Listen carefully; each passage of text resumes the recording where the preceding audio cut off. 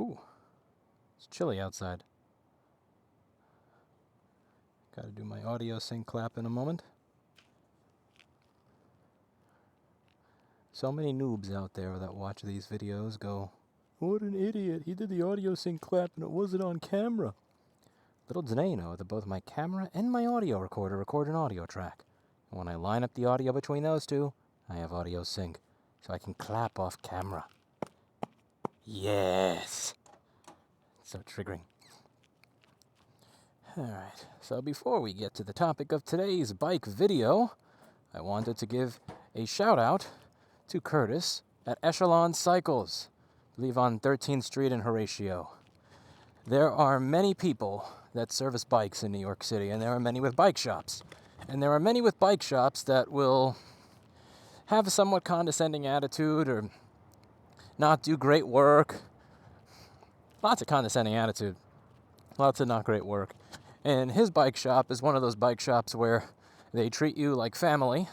The pricing is fair. Too fair. I always wind up giving usually either a nice tip or telling him to charge me more money, because if he goes out of business, then I got to learn how to do all this stuff myself. And he does genuinely good work. And it's one of those, I never thought I'd be praising a bike shop after the many experiences I have had in New York City, dealing with some, and the attitude that you get when you walk in. But his place is a genuinely different place. Like, you walk in and they just treat you like a human being. They do the work quickly. They make good suggestions. And I'm happy that a place like that was willing to take on the small tasks that I have every now and then when I have something I need done on my bike. So I just thought I'd shout that out because, be clear again, I'm not paid to do it.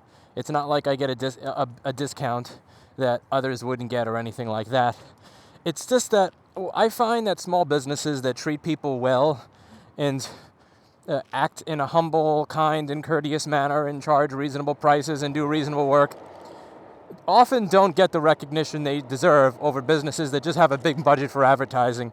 And New York City right now has a lot of bike shops that are kind of turning into Treks and, corporate stores, and a lot of the other bike shops are going out of business, and some of the few that are left that are not corporate are just run by hipster douchebags.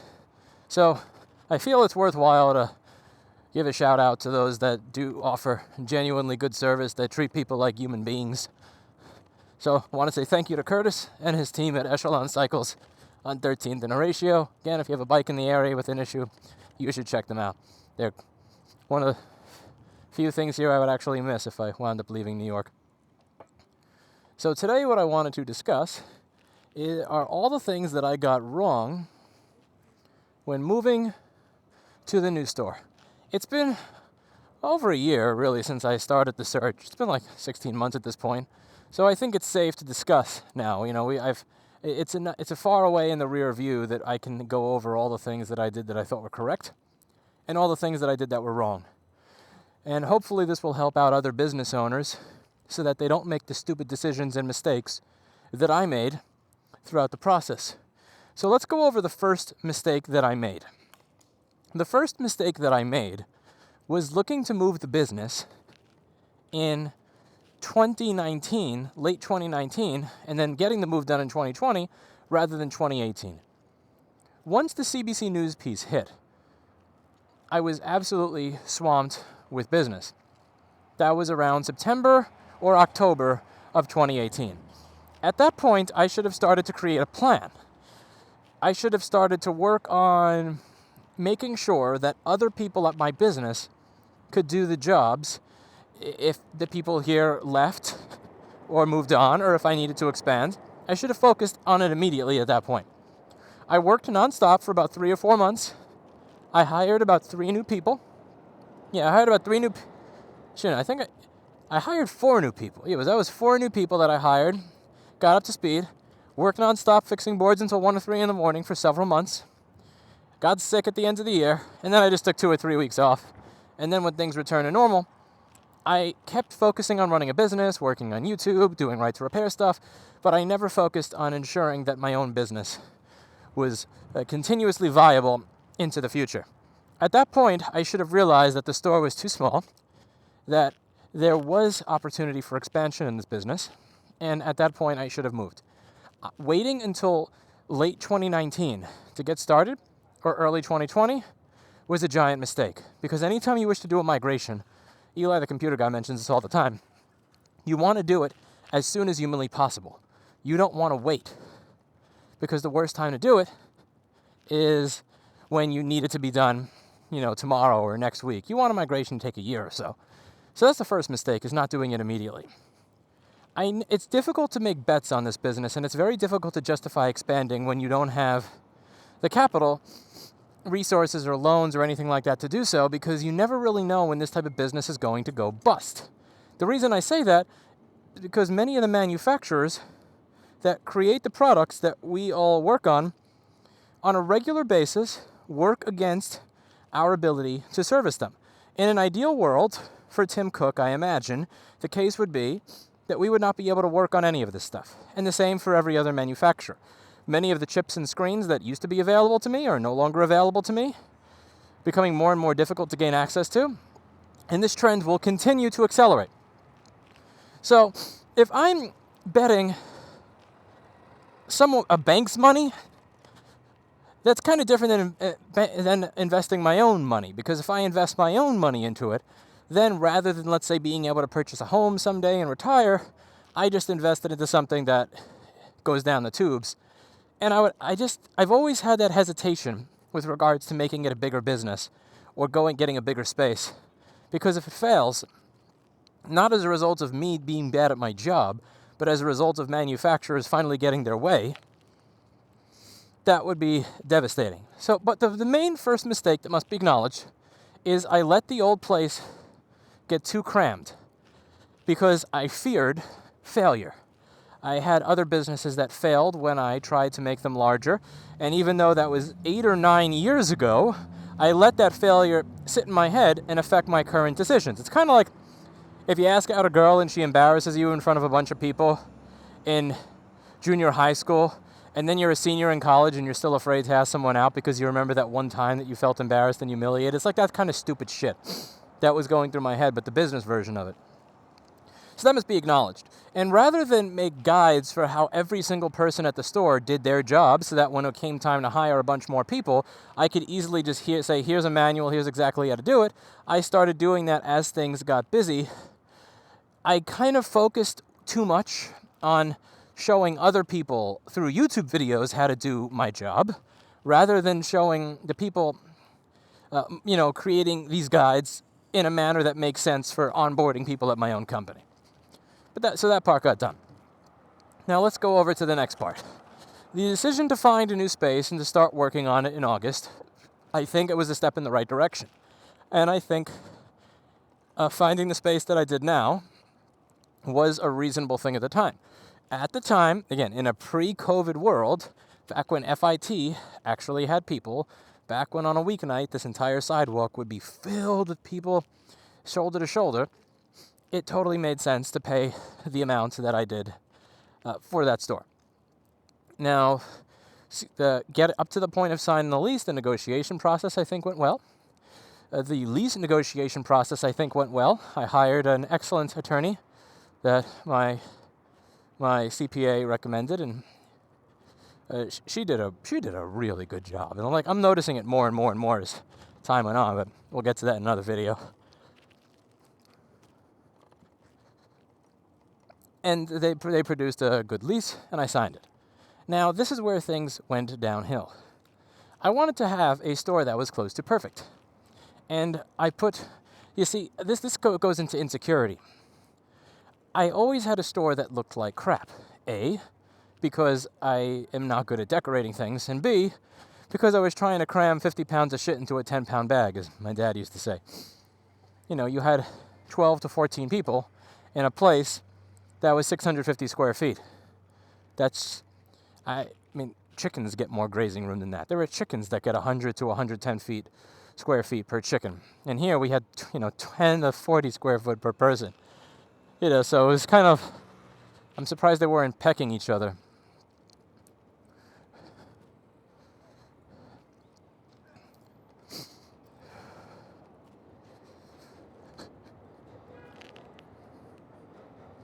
Kind of forget what I was talking about there for a moment. So the mistake, so once I got the place, I wanted to make it nice. And this was kind of stupid, because my business's success was never based on what it looked like. Those old videos I did where you had Mr. Clinton's cat food arriving in the background and, you know, the place looked like a dumpy-ass little repair store with all the tools and everything everywhere, that was what people still came here. People were coming here specifically because it looked like a place where people did work, not because it looked like some beautiful fancy schmancy shop. People don't want to go to a repair shop that looks like the front of a doctor's office, because they know that those are the repair shops that don't know how to do anything, that are probably just outsourcing it to me anyway and tacking on their $150 surcharge and adding a week of turnaround time to it. Those are the middlemen. And my place had the reputation of being the place where the actual work gets done. But I wanted it to look nice. So I hired this architectural, or not an architectural firm, I hired a design firm, architectural design firm, Blueberry, Park Bench Architects or Blueberry Builders or something like that. They wound up doing a fairly horrible job. They were ashamed enough at it that they decided that they admitted that they would refund whatever I paid, and then they wound up not doing it because reasons. And I wound up going to sue them in small claims, but that didn't work out because of COVID. But I had this idea of having a store that looked a certain way and was a certain way, and having professionals do it. And admittedly, that was kind of silly. So I kind of shot for something that was not...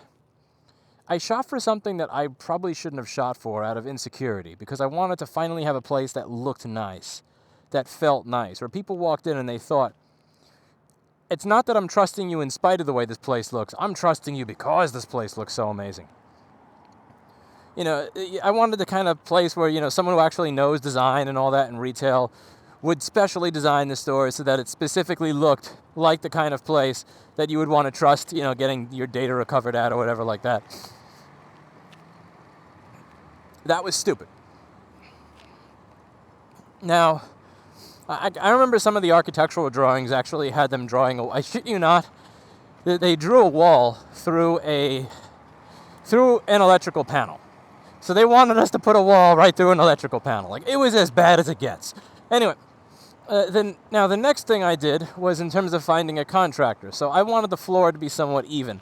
I used to have a hole in the floor in my office, and it was kind of tilted, and it was incredibly uncomfortable. That place was massively uncomfortable. And I know that that's going to aggravate someone who sits there for 8 or 9 or 10 hours a day, bending over into a microscope already to fix boards. And I don't want the people who work here to be that uncomfortable. Some of the people here, like Chris or Camille or Steve, after 8 o'clock is done, they'll be here for sometimes another half hour, 45 minutes, or hour, just trying to figure out what is wrong with a particular board because they really want to solve the problem and know what the problem was so that they can apply it to the next repair.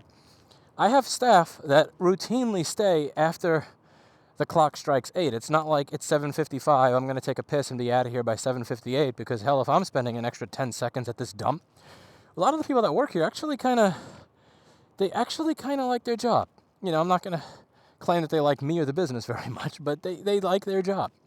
And I really appreciate that they like their job. And so it would be nice if I did not have a place for them to work at that was so uncomfortable that when 7:55 came around, this is killing my back, let me get the fuck out of here. It's going to be good for the company. I figured that's going to be good for people for us being able to figure out repairs that other repair shops could not figure out. Because I already had people that were willing to put in that maximum effort. Might as well continue to encourage it. And the place was fairly wavy. And this is where stress comes in. Now, one of the things I've noticed is that most decisions that I make under stress are very, very bad decisions. Whether they are stock purchasing or selling decisions, whether they are relationship decisions, or whether they're business decisions. The business decisions that I make under stress are typically horrible decisions. Now, I don't think that making snap decisions is bad, Because most of the time, the snap judgment decisions I make are spot on. And even when people say, you don't have enough information to make that, I can't believe that's unfair that you made that decision. Every single time I say, fine, I'll give it a week or a month or 2 months, it always winds up, the snap decision winds up being correct. But the decisions made under stress are typically bad ones. Now, with the rent being what it was, the amount of money that I was paying at that point was about $400 a day. So each day that goes by that the place is not ready is $400 down the drain. And this is something that is quite stressful. And several of the contractors that I had called they would be really excited for the project on the phone and not show up. Hell, we have the flooring people this is literally a flooring store right next door to our store, I shit you not. We walked in, they said, we don't do this. Call this person. We call him. He never shows up. It was kind of annoying. So I wound up asking someone that I used to work for, and he referred me to Mr. Eugene. And because I was stressed out, I made a decision that I typically wouldn't have made. You see, I usually would have, let's say, went to the page 2 of Google on a referral rather than simply trust it outright. I didn't. And that cost me some good money. And the thing that I learned there, I shouldn't even say learned because I already knew this to be the case, is that when very stressed out, very, very poor decisions are made. And that's been pretty much true throughout my life and almost anything that I do. Not snap decisions that are bad, not quick decisions, stress decisions. Usually something gets missed that shouldn't be missed. And I had a level of stress there, and I allowed the stress to get the best of me, and I could feel the stress at the time. I knew it was there. I felt like I had an anchor around me, and I let that anchor allow me to make a garbage decision. Also, at the time, many have asked, why didn't you just let someone like Sonny do it because you're friends with him from the beginning? I'm not a big fan of homie business, and here's another lesson I learned. So, I'm not a fan of, let's say, my friend that I've had on the channel a couple of times is a personal trainer. And when we go to the gym, I pay him the same amount of money that he charges everybody else because I don't want to be one of those assholes that's like, oh, we know each other. What discount can I get? That's really bad taste. That's very annoying. Like, I recently had a family member come in. A family member that, I'm not even going to get into this too much, but that I usually only calls me when they need something called and said someone may be coming in with this phone. The price list for all this shit is on my website, clear as day, and when they realized they were not getting a discount, they were fairly, their face changed considerably, and then they did not have it done. It's like, really? But that kind of shit annoys me, so I didn't want to go over to a friend and potentially ruin the friendship that I had by asking them, hey, can you do this thing for me cheaper than you usually do it? Because I know you. It's like a scummy thing to do. But what I learned is that there's a distinction between that and people that actually want the best for you. So if you have a friend who does, let's say, flooring or whatever, and they come up to you and they say, and you say, hey man, I know you do flooring. Can you do this for like 50% off because we're friends? That's kind of a shit thing to do. But if someone comes up to you and says, hey, this may not be the best way to go about it. I do this, and I think this is the best way to go about it, and I think I can do this for you, and here's the price. Just take them up on it. Like, again, there's a difference between homie business where you're expecting them to do something for cheaper, and they're expecting that they can do a shit job because they know you and you're not going to complain, and then you both get the shit end of the deal. So where they're doing it cheaply, but still believe that you're acting as if you're paying full price and you're asking for everything to be perfect, and you feel like you got a shit job from somebody that you know. Like, there's a way you can actually avoid that. You can avoid that. If the person that's offering the job says, I think I can do this at this price, I think you're getting dicked around by the contractors, here's how I think you should do it. Just listen to them, and don't be so super crazy paranoid over the homie business thing. Because there is a difference between homie business where you're asking for shit for free, or you're asking someone to do something that that they're probably not able to do, and you're trying to get them to say yes to something that they should say no to because you're friends.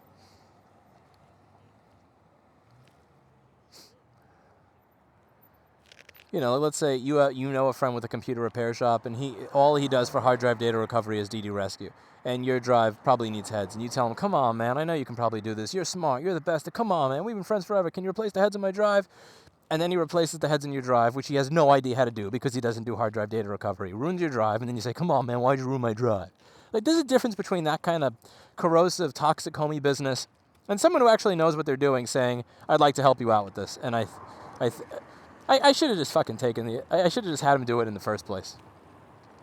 All these people were like, oh man, Sonny got shit on so hard by my comment section. All these fucking wannabe whatevers. And you're like, Sonny comes off as a complete and utter troll and as a meme. Sonny, if you watch his channel, I'll probably put a link down below, he is the embodiment of a meme. But he's good at the things that he does.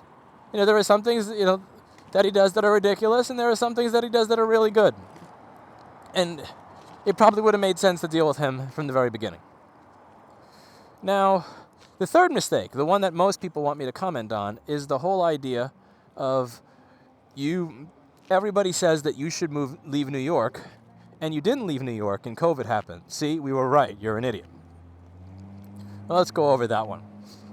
This is a case of hindsight being 20/20, no pun intended, but where many people will say, it's obvious that you should have left, it's obvious you should not have stayed, because all of your business is mail-in. And it's one of those weird things where it's weird, I don't remember sharing my company QuickBooks with my YouTube comment section. People assume that all my business is mail-in, but it really wasn't. Most of my business was walk-in. And of the business that was mail-in, it was usually shit. Because the walk-in business, see, here's the way this works. Walk-in business is when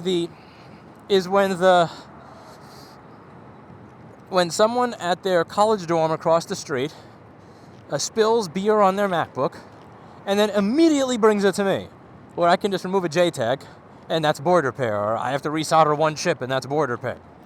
Mail-in board repair is where someone was impatient and they didn't want to mail it somewhere, so they take it to the local shops. They can't fix it. They fuck it up or something. Then they go on YouTube. They find me on YouTube. They think, oh, this guy makes it look easy. Let me try to fix it myself. They fuck it up even more, and then they send it to me. And by the time they send it to me, it's either A, a much more difficult repair, or B, something that I can no longer fix. So the mail-in business, even at the point when I was receiving more machines via mail-in than walk-in, the revenue is considerably lower. Because by nature, the mail-in, unless you are the first person getting it, it's all going to be shit. Because the stuff that's easy to fix would have been, even if let's say they didn't ruin it, all the stuff that's easily fixable gets fixed by the local shop. The only stuff that you get are the things that the local place could not figure out, which means they're harder. So let's say instead of it taking Paul 20 minutes to fix the board, it may take Paul 3 hours to fix the board. So even if QuickBooks says mail-in revenue was, let's say, $10,000 this month more than walk-in, how many hours were spent on the mail-ins versus the walk-ins is not considered. But back then, mail-in was a fraction of walk-in revenue. And again, that mail-in revenue, a lot of it was just absolute shit. Like, you're spending 3 or 4 hours on a single board, kind of garbage, to where it's virtually, just not profitable to even pay the people here to do the job.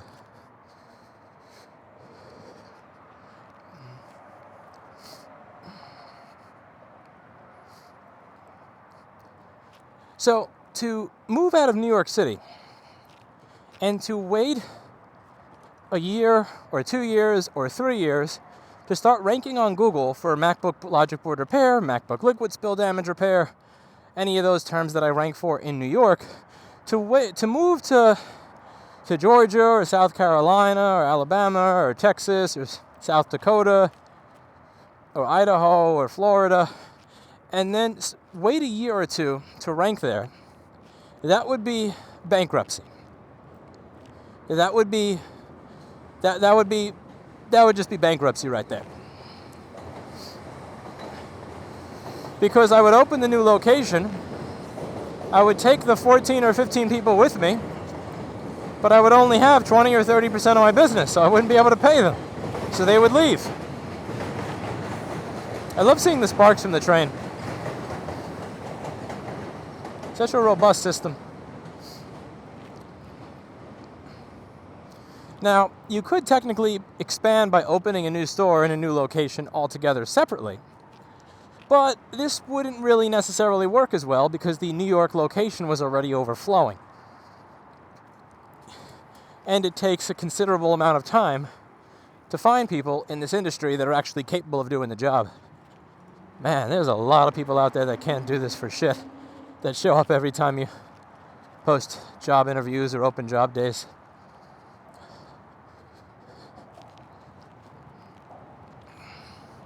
The right thing to do would have been to move sooner, or if I go back and really, really dig into it, open a mail-in location in a different state at the beginning of 2019. Once I had hired a few more people here and things kind of started to smooth out, open a mail-in depot somewhere else and slowly take people on, because back then mail-in was a small percentage of the overall business. See, right now, opening a mail-in depot somewhere else and having that be where the mail-ins go, that would never work, because now mail-in is more than walk-in.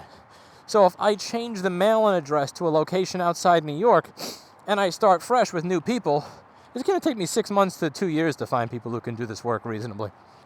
To assemble a top-tier crew to where someone can say, I sent my drive to Knoll on track and they couldn't get the data, and they send it here and Steve gets it in 2 days. You know, that type of stuff is, well, to be fair, 2 days once Steve gets to it, which is, yeah, we'll leave that for another video. But anyway, you know, assembling a team of people who can do that, plus recover data from all these new T2 chip MacBook Pros when the board is dead and nobody else can figure it out. But getting a team like that, that's going to be 6 months to 2 years.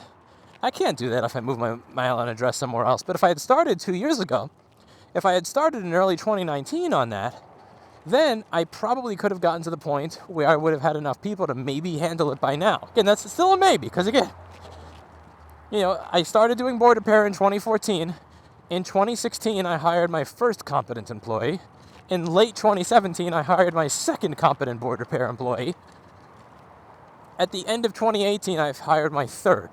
So literally, it takes about an average of 16 months for me to find someone who knows what the hell they're doing after going through all the people that wind up applying. Very difficult. Or to find someone that's even trainable.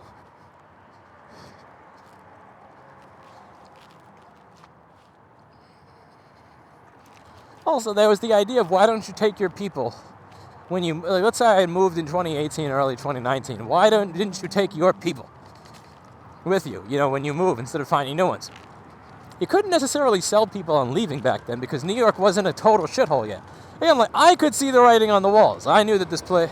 Then again, I kind of predict New York failing the way that Peter Schiff predicts the next dollar crash. You know, you ever hear that saying about Peter Schiff? You know, he's predicted 16 of the last 2 recessions.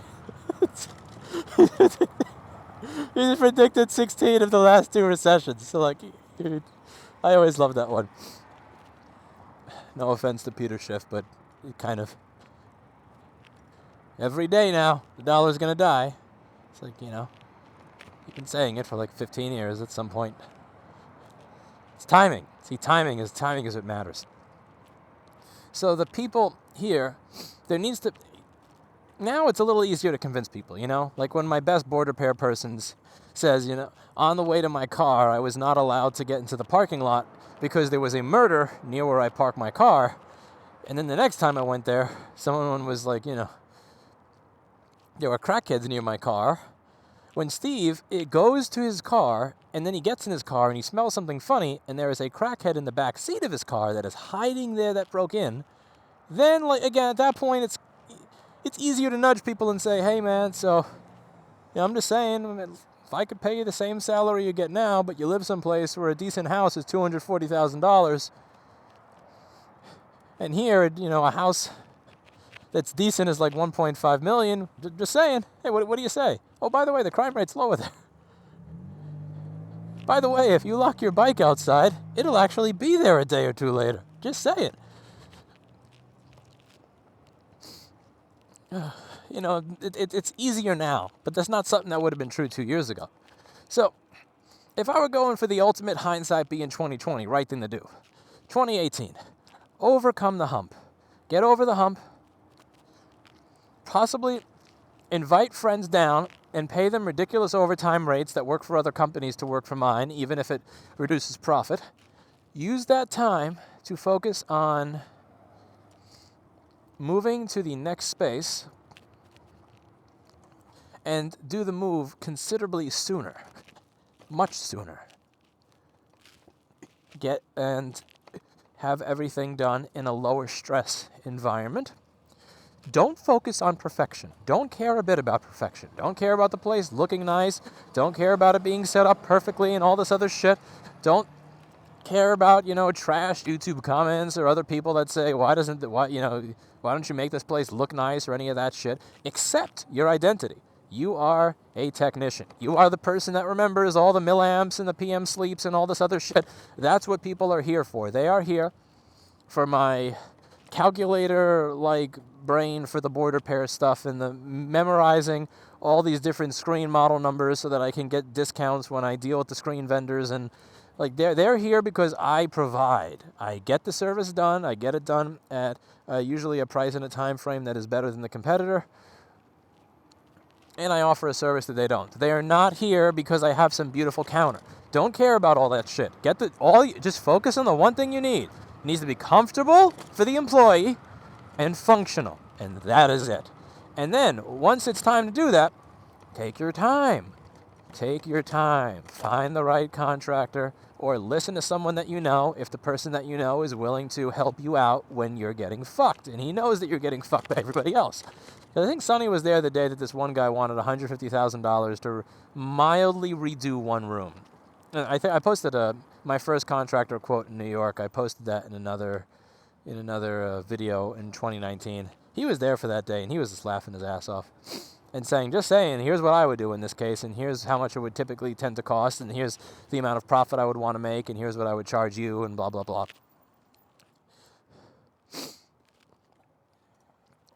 Then, while I'm in that migration process, I would focus on putting together the internal documentation so that it would be a little bit easier to scale. Once I actually found people that were somewhat worthwhile who could actually do the job, I could hand them something that would make it a little bit easier to get into a larger location. Like, I have all that stuff now, but it would have been nice to have all that stuff, 5 years ago.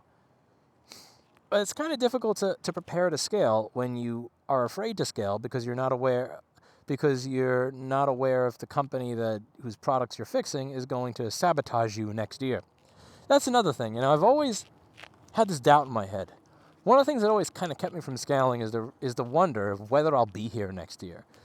Every year I wonder when the new machine comes out. I have this sense of despair. When people start calling, asking for fixes for the new machine, and they say, can you fix this? I don't know. Why don't you know? I don't know if I can get any of the parts for it yet. I don't know if any of my vendors will have this. I don't know if... Or maybe they'll have the screen for it, it's just it'll be $650, in which case nobody's going to want to pay for it. Or maybe, it's going to take me a while to figure out how to do it, if I can figure out how to do the job at all. So these are all things that go through my head, and they keep me from feeling comfortable with scaling. But especially when it's my own money on the line and not, let's say, a bank's or an investor's. Those are the things I think I would do differently. Yeah, probably in 2018, at that initial growth stage, would have found people that already know how to do this job because they have their own business and paid them a premium out the ass to help me out with the workload.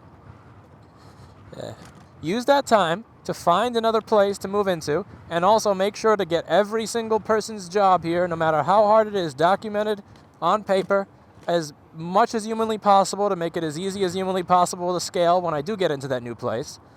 Don't hire foofy-poofy design firms and shit like that people refer you to that are going to waste thousands of dollars of your money and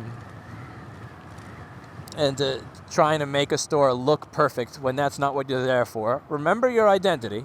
Remember why people are there, and don't give a shit what other people think about what it looks like. Remember what makes your business special, and fuck the rest of it. And then when it finally comes time to move because New York goes to shit, well, I guess that's the point that I'm at right now. So now I got to figure out what I'm doing there. So, making sure to get all the old stuff out the store. I am not taking in any new hard drives at this time. There's certain jobs that we're just not taking in until we finish everything here. Have a cleaner slate. Come back ready to rumble.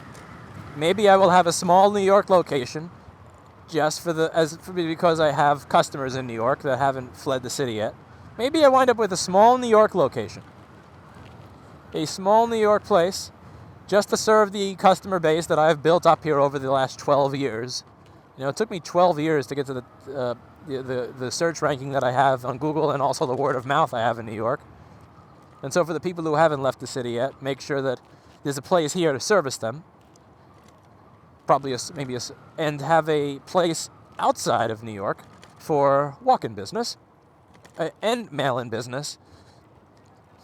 But it'll be mostly mail-in at that location because it takes a year or so to get for walk-in business to really drum up at a new location if you have no search engine optimization or search engine ranking in that particular area.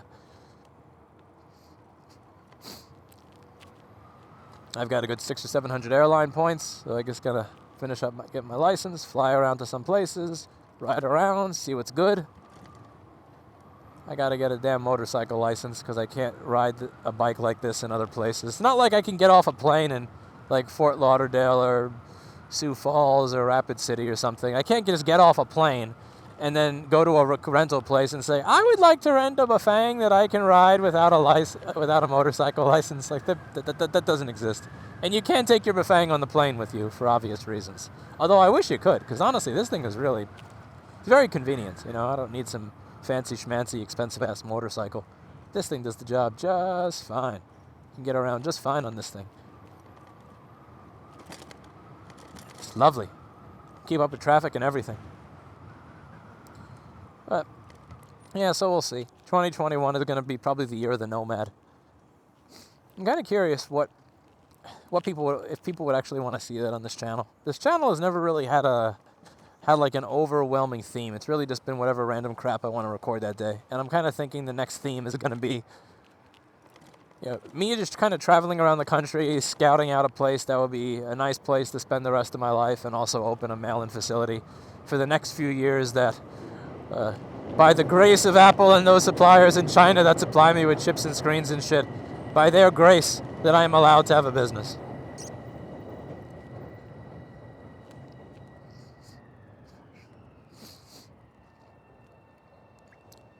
I have a ridiculous amount of points because I got the wrong credit card when I signed up for it. I didn't sign up for the cash back one because I'm an idiot, so I signed up for the one that gives you airline points.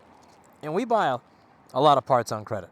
I mean, parts alone, I think we probably spend $50,000 to $70,000 a month on parts, and we wind up using them. You know, it's not like these parts that I buy are just, you know, it's wasted. We use them all, but there's a good like $40,000 to $70,000 a month just spent on the credit card, and you add that up over a really long period of time, you got a lot of airline points. So I could probably travel the entire country at this point without really having to worry about paying much for my own airfare. I probably have to pay for the hotel or the motel that I stay at or whatever, and maybe a car rental or something, but like flying around to check out a bunch of different areas is something I could do without breaking the bank at all.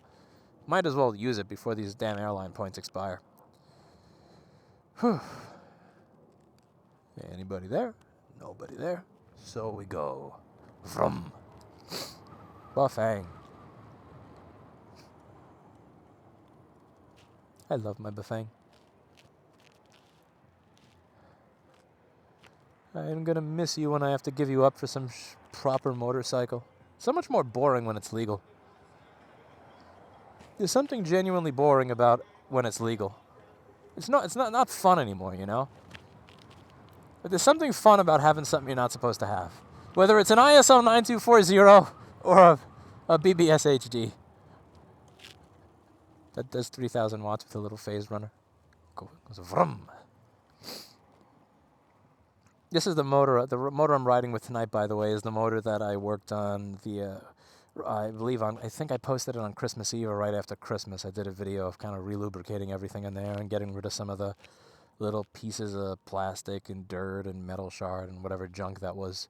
I never identified specifically what the junk materials were that were in it, but it runs really nice, and it also runs a little quieter after doing that, which I'm happy about.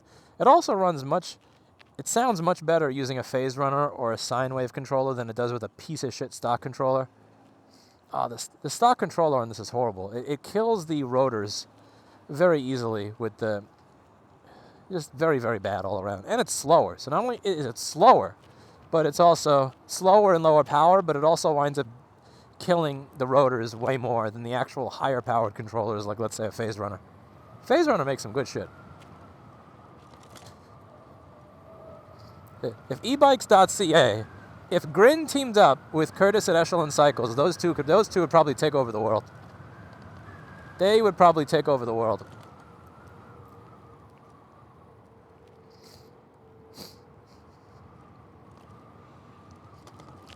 Those are two of my favorite companies there when it comes to bike stuff.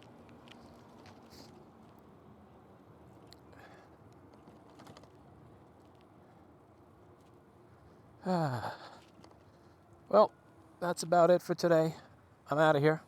Hopefully you all learned from my stupid mistakes what not to do when running a business and the thought processes that lead to bad decisions and stupidity and losing of money. And that's really, if there's anything that this channel will do, I'm hoping that it saves other people from making the dumbass decisions that I make. So, see y'all later. Hope you learned something.